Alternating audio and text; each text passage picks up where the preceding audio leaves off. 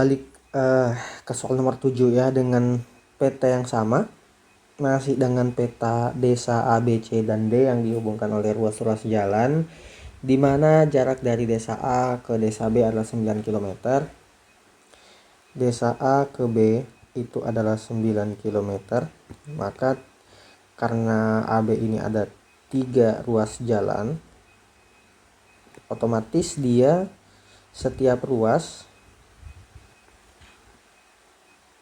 ya 9 bagi 3 berarti 3 km ya. Jadi panjang satu ruas kayak gini tuh ya 3 km ya. Kemudian suatu kendaraan berangkat dari desa A pada pukul 7 menuju ke desa D melalui desa C.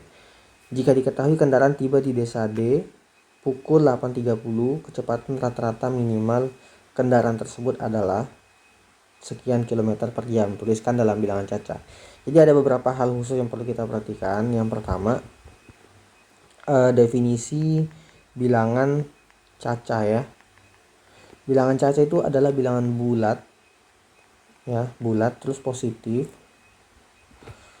terus mulai dari 0. Jadi dia himpunannya dari 0, 1, 2, 3, 4 hingga tak hingga gitu ya, bilangan bulat positif. Kemudian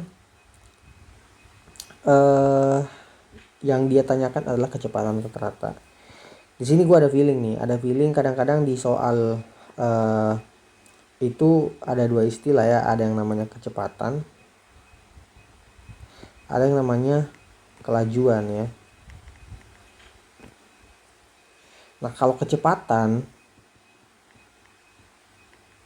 itu seberapa cepat dia berpindah, otomatis nanti persamaannya ya, karena dia vektor maka dia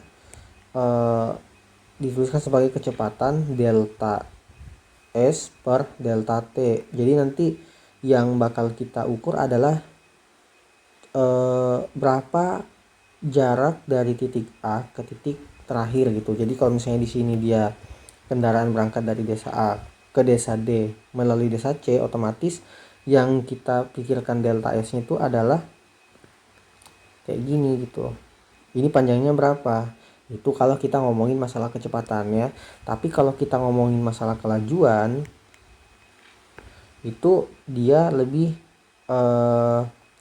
kena ke soal ini sebenarnya. Jadi mungkin saja maksudnya adalah kelajuan bukan kecepatan ya. Kalau kelajuan itu berarti total S, total jarak tempuh dari kendaraan dibagikan dengan delta T, berapa waktu yang diperlukan gitu.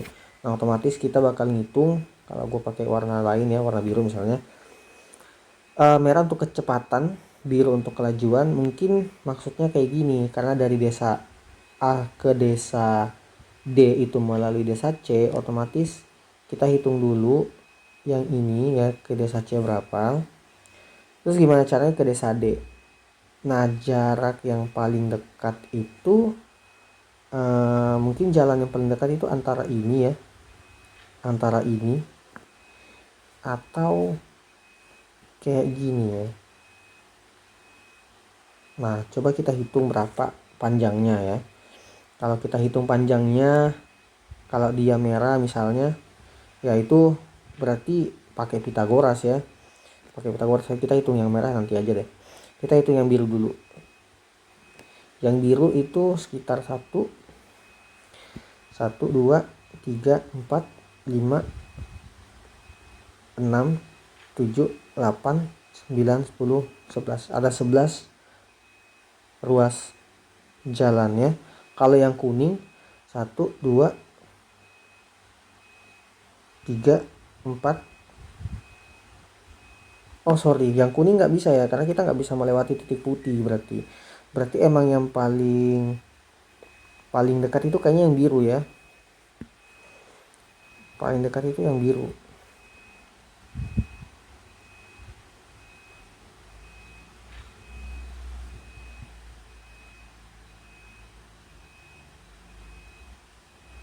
Oke. Jadi yang paling dekat itu adalah panjang yang biru. Jadi kemungkinannya antara kita nyari panjang yang biru dengan panjang yang merah. Hanya kalau kita cari panjang yang merah berarti kita pakai konsep Pitagoras ya. Nah, di sini mungkin D aksen gitu ya. Berarti kita harus cari tahu dulu panjang A ke D berapa, kemudian D ke D aksen itu berapa gitu ya. Jadi panjangnya bakal seperti ini.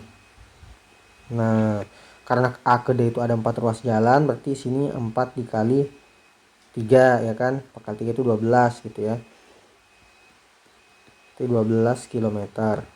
Kalau D ke D aksen satu ruas berarti di sini 3. Berarti kira-kira A ke D itu ada AD kuadrat sama dengan DD aksen kuadrat ditambah AD aksen kuadrat. Maka panjang AD kuadrat itu sama dengan 9 ditambah 12 pangkat 2 itu 144, yaitu sekitar 153.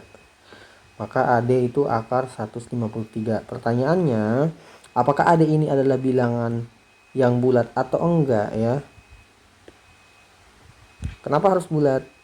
Karena definisi bilangan caca itu ya dia harus bulat dan positif.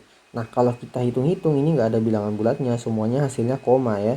Berarti AD itu tidak memenuhi ya. Ini tidak memenuhi yang dicari. Berarti dia tidak mencari kecepatan sebenarnya. Berarti bukan ini yang kita cari sebenarnya. Yang dicari itu adalah yang kelajuan ya. Nah, kelajuan itu berhubungan dengan panjang yang biru karena dia menghitung total jarak tempuh dari kendaraan. Nah, karena dia 11 ruas jalan, otomatis dia 11 dikali 3 km yaitu 33 km. Oke, total S-nya ada, sisa kita cari delta T-nya ya. Delta T-nya kita hitung. Dia dari 8.30 dia dari jam berapa tuh? Jam 7 ya. Jam 7 sampai ke 8.30. Dari 7 ke 8.30 itu sekitar 1,5 jam. Kita simpan dalam satuan jam. Kenapa? Karena di soal dia mintanya dalam satuan kilometer per jam ya. Otomatis kita tinggal masukin angkanya. Maka V ini ada delta S, ini ada delta T, maka kita masukkan angkanya. V sama dengan total S-nya itu 33 km per total delta T-nya itu adalah 1,5 jam. Nah, ini kita bisa ubah 33 km per 3/2 jam. Ya enggak?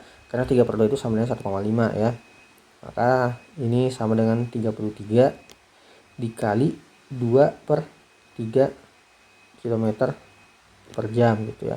Kalau ada pecahan di bawah itu dibalik ya. Jadinya 2/3. Kemudian 3/3 dikali 3 ya 11. 11 dikali 2 22 km per jam. Apakah memenuhi bilangan cacah? Ya, sangat memenuhi ya, dia bulat. Ya kan? Terus positif ya. Itu. Oke. Jadi jawabannya adalah 22 km per jam.